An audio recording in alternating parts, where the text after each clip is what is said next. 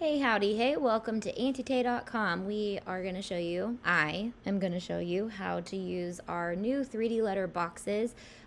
We are going to do these separately. This video is just for the design portion because I know it's one of the scarier parts of the boxes. So if you need to see how to assemble them, we will have a tutorial on that soon, but that part's actually the easy part. So here, we're going to go to AuntieTay.com. We're going to click on Craft Day Creators, and that is going to open our Craft Day Creator page. You will not have access to this unless you are a member of AuntieTay.com. So if you want access to all this fun, check it out. It's $8 a month. It's the best crafting membership on the market. So we would love to have you part of our community. If not, go down to Paper Crafts and click it.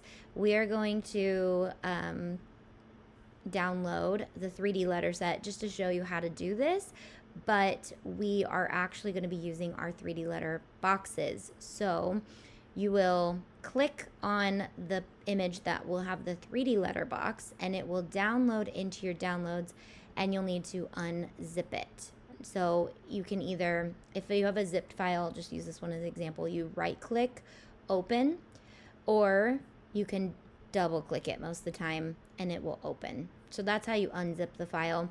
But I am going to look up our 3D letter boxes, which are right here, and I just want to show you, look how cool. You're going to get the entire set, 26 letters. It is the only place that you will find these boxes available like this for the price that you're getting them for with our membership. Just remember, if you're not an active member though, you cannot sell with these. So if you are an active commercial rights member or above, you can sell your boxes and the things that you make with this. So, but if you're not active, please don't use our files. We are getting more adamant about that. So just remember, stay active if you want to continue to use our files, because that's a part of being an Auntie Tay member. All right. Here is Cricut Design Space. We're going to upload one of these files so I can show you how to use it. I'm just going to drag and drop it though, since I already have one open. So let's just do the bee, since we did the bee in the last video for the paper files. Or we had the 3D paper box or letter. Now this is a box. So this is literally the lid and the base. So you can see right here, this was the last video I did. It was just the 3D letter. It looks very similar, guys, but it's not. It's taken us a while to come out with these. Thank Jess. She's amazing. She's our paper designer, and she is always rocking it.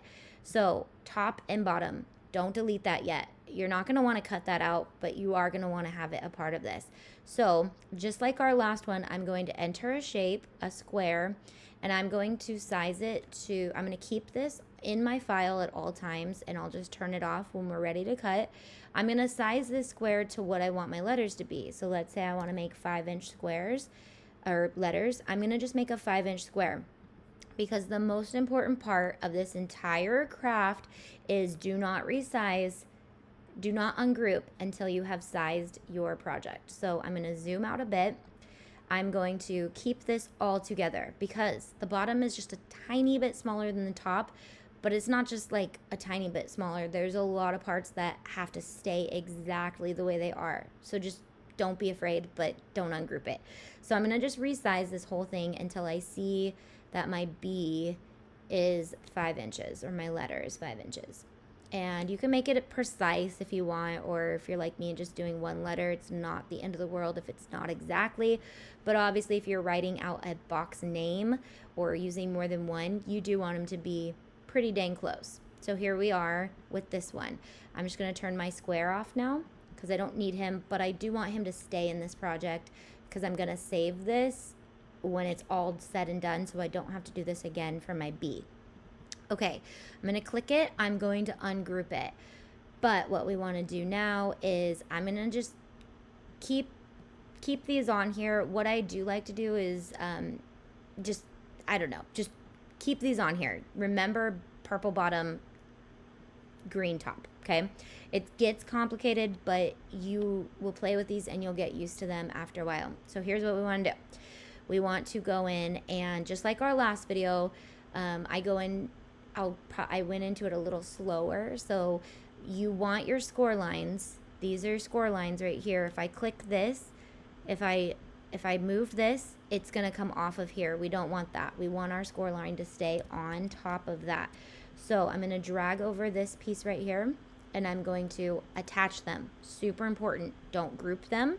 Grouping them is a way to keep them together just for your design portion.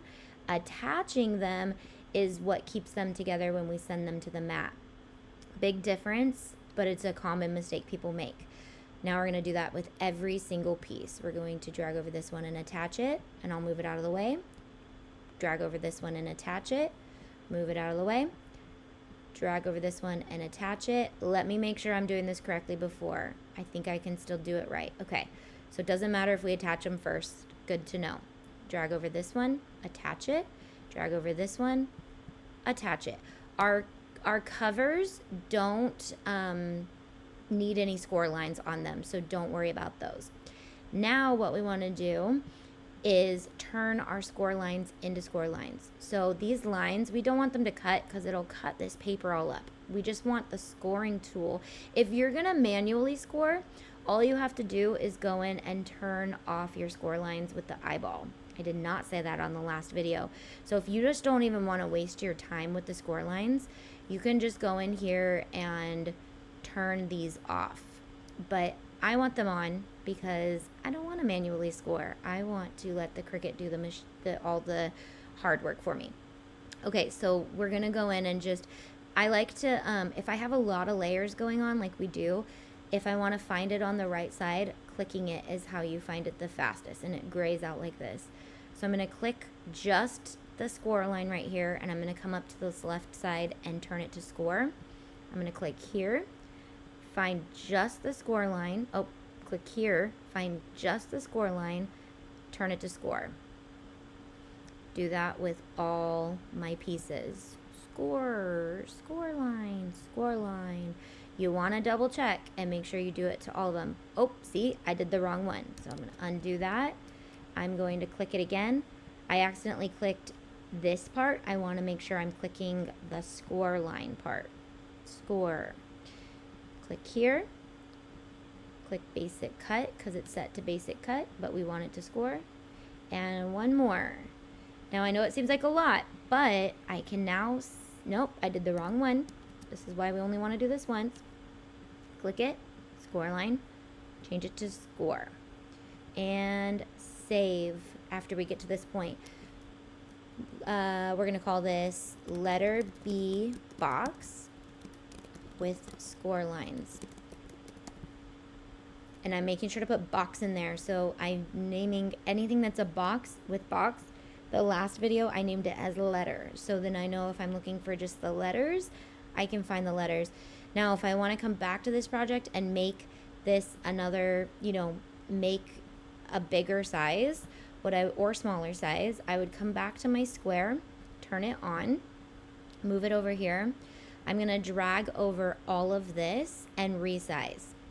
So now I can resize as much as I want, but I just have to make sure I do everything at once before I send to the mat. So let's just make sure this is back to 5 or just around where I want it. I can drag it over here. I can group this too. I can group it. And what grouping does is just holds it all together for me while I'm designing. But again, when I send this to mat, it's not attached. So attaching holds it together for the mat. Grouping holds it together for my design work. So it makes it easier so I don't accidentally cut it the wrong way. So I'm actually going to save this grouped just so it makes it easier on me next time. And I know, like, okay, I can just play with the colors and the size of the whole thing, and that's all I need to do. I'm going to show you now, actually, mind you, we have one more step to do. I don't need, this is the top of the box. I got to pick what type of top I want. And for the bottom, ungroup, I just want the back B because now I'm deleting these. Shouldn't do that though. I'm going to undo that. I'm making all the mistakes with you so you guys can see that I make these mistakes and then I catch myself, or I'll kick myself the next time I come in to try to do this. I'm going to just turn them off. So I don't want to use this one. I don't want to use this one. I'm going to click it to see where it is in the sidebar, and I'm going to turn it off. This is my bottom. I just need the base and the sides. This is my top. This is where I get to decide, do I want a shaker top? Which absolutely I do, because guys, it's a box and I'm going to be putting cute stuff in it. So I want people to be able to see it. So this is all I need right here. I don't need this one. This would be what I use if I want to do a solid top and I just want some layers for different paper. This is the acetate box. So I am going to turn, let's just send this like it is, but I want this to be acetate. So I'm going to turn this white. White is my go-to for acetate. Just kind of reminds me like you're cutting that out of clear. Now I'm going to turn top bottom off so that I can leave it. Just so I remember, left is top, right is bottom, always on our designs. So now let's click make it. I want to just show you what's going to happen, and then I'm going to show you my favorite hack to do when I'm cutting paper. So my first one is going to be my white. I'm going to load in my acetate. Second one is going to be a blue for the outside of the front. These are the sides. If these are going to be the same color, I can move these to the same mat if I want to, so I'm not cutting multiple mats. And then we have purple, which fits all on one mat.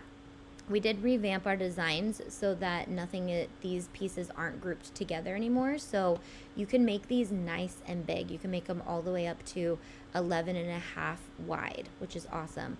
And let me show you my hack now. So we would just do what we do, cut our paper, and then we're ready to go.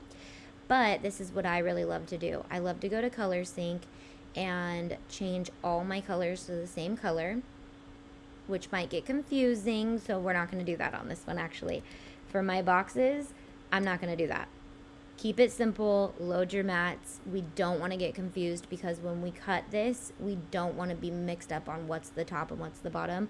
I'm sure once we assemble them, we would know, but if we're trying to make perfect picture, like the perfect paper for it, we don't want to get confused on the cutting process. So like we did in the last video, I had a really cool hack for just the 3D letters, but I feel like for boxes, let's do it slow, do it simple until we get really comfortable with, we know what we're doing. I'm not to that level, so I'm going to keep it this, and I'm just going to click make it, cut my acetate, cut my top. I would say since these are the same color, if we're cutting them out of the same color, I can click on these 3 little dots, move my object to this mat, and click confirm, and move it onto the mat. So now we're just dealing with 3 mats. Does that make sense? I hope so. Okay, I know I'm moving pretty quickly here, but I know you guys are getting more advanced and you guys really want to see a lot more of moving forward on how to do these things. So stick with it, rewatch the video if it was too complicated. Stay with it, you've got this. Once you get this down, you're going to be a box making master, and we're going to be making, because I want you to know how to use these, because we have character themes coming out, we have holiday themes coming out for all of these boxes. You're not going to want to miss it. This is definitely a file you want to be comfortable with. If you are not an Auntie Tay member and you want access to these files, go ahead and become one. If you want to sell with these, go ahead and become a commercial rights member or above.